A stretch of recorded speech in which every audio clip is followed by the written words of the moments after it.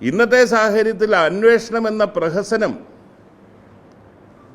കേട്ടുകേഴ്വിയില്ലാത്ത നിലയിലേക്കുള്ള junior ഓഫീസേഴ്സിനെ കൊണ്ട് ആ സ്ഥാനത്തിരുത്തിക്കൊണ്ട് അജിത് കുമാറിനെതിരെയുള്ള അന്വേഷണ പ്രഹസനവും സുജിത് ദാസിനെ ആ നടപടിയിൽ നിന്ന് അല്ലെങ്കിൽ ഒരു നടപടി എടുക്കാത്തത് വഴി ഒരു കാര്യം വ്യക്തമാണ്, ഇവർ കള്ളന്മാരാണെങ്കിൽ ഈ കള്ളന്മാർക്ക് കഞ്ഞി വെച്ചത് പിണറായി വിജയനാണ് എന്നുള്ളത് വ്യക്തമാണ്. കള്ളന്മാർക്ക് കഞ്ഞി വെച്ചവൻ പിണറായി വിജയൻ എന്നുള്ളത് ഒരു സംശയമില്ലാത്ത കാര്യമാണ്. PV അൻവർ പറഞ്ഞത് MR അജിത് കുമാറിൻ്റെ മാതൃക പുരുഷൻ ദാവൂദ് ഇബ്രാഹിമാണ്.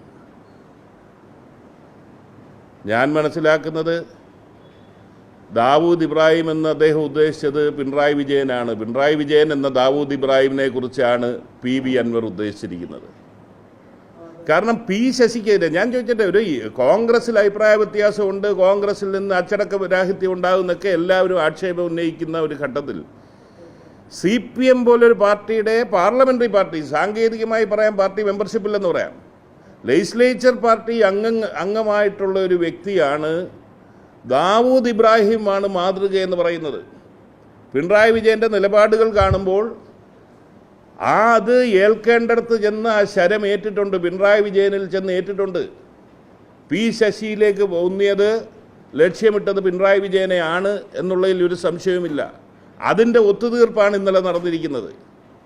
അതുകൊണ്ട് തന്നെ ഒരു കൊള്ള സംഘം എന്നുള്ള നിലയിൽ ദാവൂദ് ഇബ്രാഹിമിൻ്റെ അധോലോക സംഘത്തിന് സമാനമായ നിലയിലേക്ക് അവിടെ ഓരോ മേഖല ഓരോരുത്തർക്ക് വീതിച്ചു കൊടുക്കുമ്പോൾ അവർക്കൊക്കെ തമ്മിൽ തർക്കം ഉണ്ടാകുമ്പോൾ ദാവൂദ് ഇബ്രാഹിം ഇടപെട്ട് എങ്ങനെ പരിഹരിച്ചിട്ടുണ്ട്, അതേ നിലയിൽ തന്നെയാണ് പിണറായി വിജയൻ ഇന്നലെ ഈ നാടകം കളിച്ചുകൊണ്ട്, അല്ലെങ്കിൽ ആ നിമിഷം ഈ